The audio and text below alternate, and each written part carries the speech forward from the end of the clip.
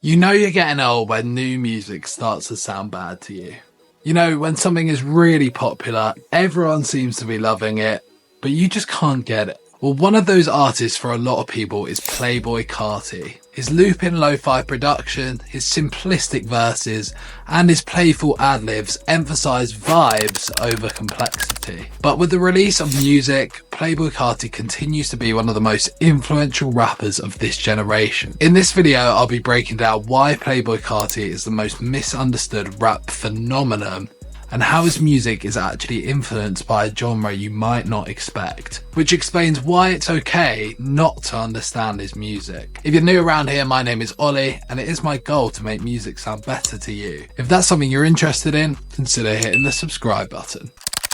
Playboi Carti, born Jordan Terrell Carter, grew up in Atlanta, where he was exposed to the booming trap scene led by artists like Gucci Mane, Future and Young Thug. However, his early music was also shaped by underground collectives like Awful Records, a group known for its experimental and lo-fi approach to hip-hop. Awful Records was built on a foundation of alternative hip-hop, cloud rap and lo-fi trap, combining elements of electronic music, punk and R&B. Their music often had an unpolished, distorted quality that gave it a distinct off-kilter feel. Unlike polished, radio-friendly rap, Awful artists focused on moody atmospheres, offbeat flows, and often surreal, humorous lyricism. Before working with Pierre Bourne, Playboi Carti was closely associated with Awful Records.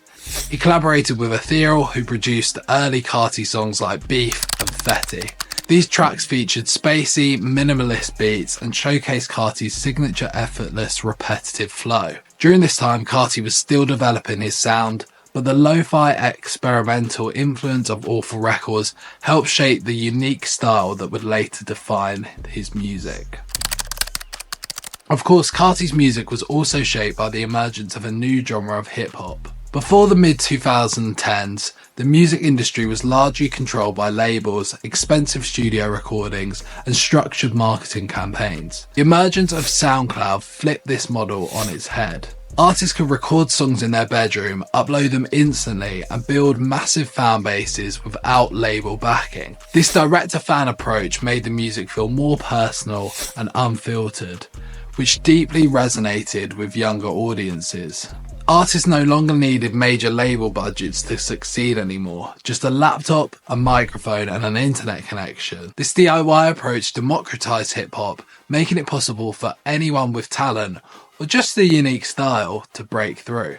SoundCloud rap was defined by distorted 808s, blown out bass, lo-fi production and melodic auto-tune vocals. Unlike polished radio rap, these songs sounded rough, unfiltered and rebellious. Producers like Pierre Bourne, Southside and Ronnie J created futuristic, spacey and often chaotic beats. One of these producers would have a major impact on the rise of Playboi Carti. Carti's big breakthrough came when he linked up with producer Pierre Bourne, whose airy, video game-like inspired beats became the backbone of Carti's self-titled mixtape and Die Lit. Tracks like Magnolia and Woke Up Like This introduced his signature style, repetitive, hypnotic flows, playful ad-libs, and an emphasis on vibe over lyrical complexity. The duo's chemistry helped craft a new wave of trap music, heavily focused on the energy and atmosphere rather than storytelling or word. As for the beat, this is classic Playboi Carti, which has never really changed. You've got a really simple drum loop, basic 808s, and a straightforward synth loop that continues throughout the entire track. The result is one of the most iconic beats of the late 2010s.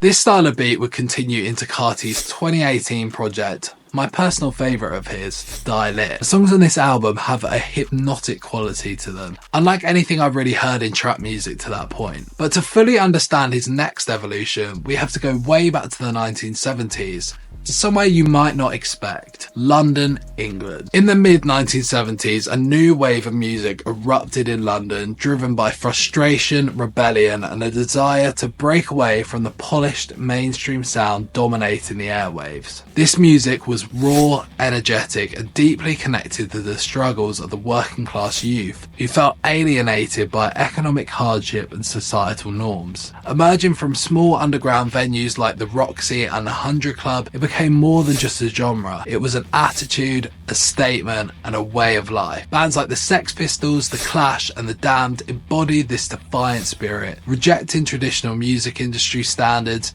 in favour of something loud, aggressive, and unapologetically DIY. With its chaotic sound and anti-establishment ethos, this movement would go on to redefine music, fashion, and culture as we know it. This was punk. One of the defining characteristics of punk music is its rebellious and anti-establishment attitude, rejecting traditional norms in favour of raw expression and individuality. Carti embodies the same ethos within hip-hop, refusing to conform to traditional rap structures, lyrical expectations, or industry norm. Much like Sid Vicious of the Sex Pistols, Carti is more about energy, vibe, and raw emotion than lyrical complexity. His delivery and presence are often more about how the music feels rather than the structured storytelling or traditional bars. For example, in A Whole Lot of Red, Carti fully embraced a chaotic, rule-breaking persona, with music that feels reckless, unfiltered, and completely free from convention, just like classic punk records. But punk hasn't just had an impact on Carti's music, it's had an impact on his fan base too. Think of the typical Playboi Carti fan and you might not be able to relate them to anyone you know.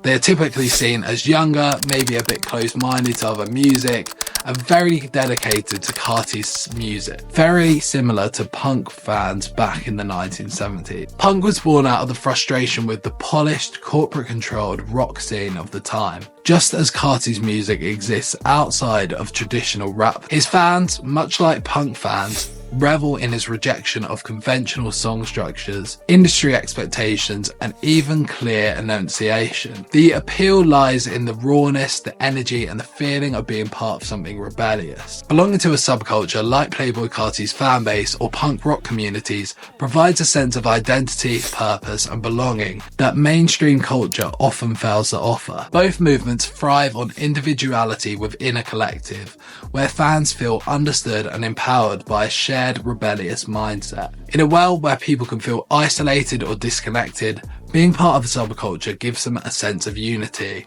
a way to express themselves freely, and a community that values their uniqueness. Whether it's punk fans dressing in leather or spikes, or Carti's vamps embracing his dark, avant-garde aesthetic, the subculture becomes more than just music. It's a lifestyle, an attitude, and a safe space to be unapologetically yourself. This connection to something larger than oneself creates a sense of purpose, giving fans a reason to engage, create, and push against societal norms, just like their idol. Playboi Carti's music certainly isn't for everyone. Hell, I'm not even sure it's entirely for me, but understanding that the reason people love it is because they feel connected to the culture around it certainly helps you to understand what people get from it, if you don't think it's for you. Playboi Carti's impact on hip-hop is undeniable. Whether you see him as a creative genius or a hype depends on how you define artistry. His music may not focus on complex lyricism, but his influence goes beyond words, reshaping rap with experimental production,